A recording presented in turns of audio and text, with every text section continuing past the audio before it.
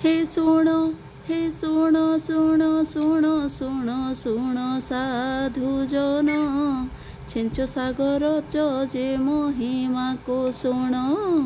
ଏହି ଛେଞ୍ଚ ଶାଗ ସେ ତ ଯିଏ ତ ଖାଇବ ତା ଦେହରେ ଆଇରନ୍ କ୍ୟାଲସିୟମ୍ ପ୍ରଚୁର ପରିମାଣରେ ରହିବ। ଗର୍ଭବତୀ ହଉ ଅବା ପ୍ରସୂତି ଯେ ଖାଇ ତାର ପେଟର ଛୁଆ ଯେ ହୃଷ୍ଟପୃଷ୍ଟ ହୋଇ ପ୍ରଥମରେ ଶାଗକୁ ଭଲ ଭାବରେ ଧୋଇବ। କଳା କଡ଼ାଇ ଗୋଟେ ଗ୍ୟାସରେ ବସାଇବ। କଳା କଡ଼ାଇ ବସାଇଲା ପରେ ବଡ଼ିକୁ ଭାଜି ଦେଇ ବଡ଼ିକୁ ଭାଜି ଦେଇ ଶୁଣ ଶୁଣ ସାଧୁ ଜଣେ ବଡ଼ିକୁ ଭାଜି ଦେଇ ଲାଲ ହବା ପରେ ଅନ୍ୟ ପାତ୍ରରେ ଯେ ଦେଇ ସେହି କଡ଼ାଇରେ ପୁଣି ତେଲ ଟିକେ ଦବ।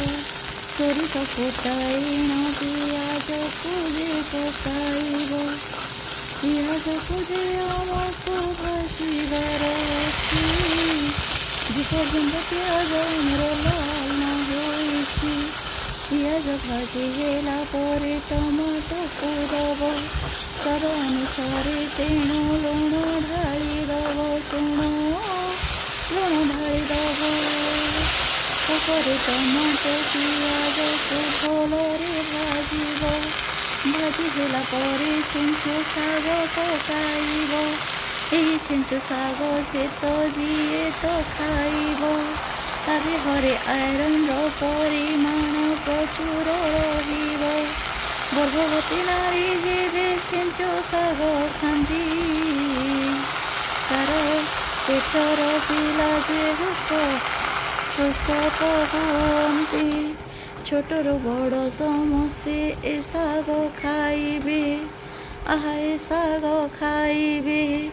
ତାହାପରେ ଆମେ ସେ ଶାଗ ବଡ଼ିମାନଙ୍କୁ ଯେ ନେବା ଖଣ୍ଡ ଖଣ୍ଡ କରି ଶାଗ ପରେ ଦେଇଦବା।